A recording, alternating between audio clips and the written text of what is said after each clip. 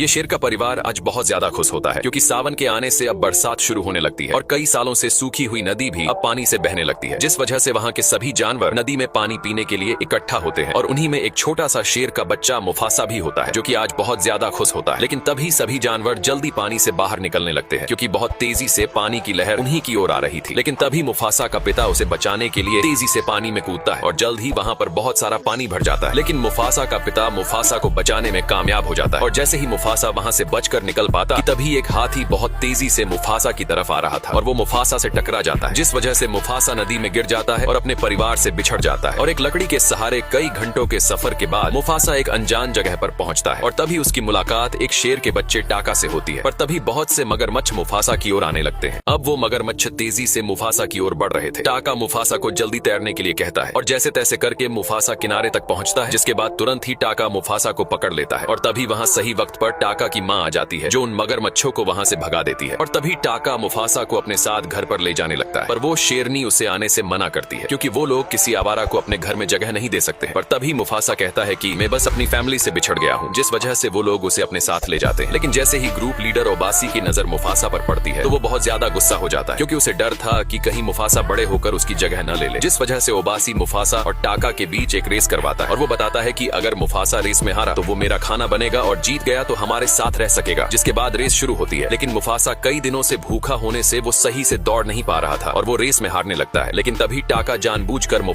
टाका मुफासा को उसके आगे जाने देता है क्योंकि टाका को एक भाई चाहिए था और तभी मुफासा रेस में जीत जाता है। ये देखकर ओबासी बहुत ज्यादा गुस्सा हो जाता है, लेकिन अब वादे के मुताबिक मुफासा उन्हीं के साथ रह सकता है। जिसके बाद मुफासा और टाका एक साथ खेलने के लिए जंगल की ओर निकल पड़ते हैं और अब जैसे जैसे वक्त बीत रहा था तो वैसे वैसे टाका और मुफासा भी अब बड़े हो चुके थे। वो लोग खूब मजे करते हैं, लेकिन अभी भी टाका का पिता मुफासा से नफरत किया करता है और टाका को उससे दूर रहने के लिए भी कहता है। और एक दिन जब मुफासा टाका की माँ के साथ शिकार पर जाता है तो टाका उन्हें छुप कर देख रहा था, लेकिन उन्हें ये नहीं पता था कि उन पर खतरा मंडरा रहा है। और तभी अचानक ये सफेद शेर हिरन पर हमला करते हैं, लेकिन बीच में शेरनी आ जाती है। मुफासा ये देखकर तुरंत उन्हीं की ओर भागता है और उन सफेद शेर के सामने खड़ा हो जाता है। लेकिन तभी शेरनी देखती है कि टाका डर के वहाँ से भाग गया था। मुफासा बिना डरे उन सफेद शेरों से लड़ रहा था, लेकिन तभी शेरनी पर सफेद शेर भारी पड़ने लगता है। ये देखकर तुरंत ही मुफासा उस सफेद शेर को धक्का मारकर शेरनी को बचा लेता है, जिस वजह से वो सफेद शेर मारा जाता है। जिसके बाद वो दोनों अकेले सफेद शेर को डराकर वहाँ से भगा देते हैं। जिसके बाद वो लोग घर की ओर निकलते हैं और तभी ओबासी उन्हें देखकर हैरान हो जाता है। शेरनी शेर को सारी बात बताती है और बताती है कि अगर आज मुफासा नहीं होता तो वो जिंदा नहीं होती। ये सुनकर ओबासी मुफासा का दिल से शुक्रिया अदा करता है और उसका कर्जदार हो जाता है। लेकिन तभी मुफासा उन्हें बताता है कि जल्द ही उन सफेद शेरों का हम पर हमला होने वाला है और अब यहाँ पर वो अकेला सफेद शेर अपने झुंड में पहुंचता है। लेकिन जैसे ही झुंड के लीडर को ये पता चलता है कि उसका बेटा एक शेर के हाथों मारा गया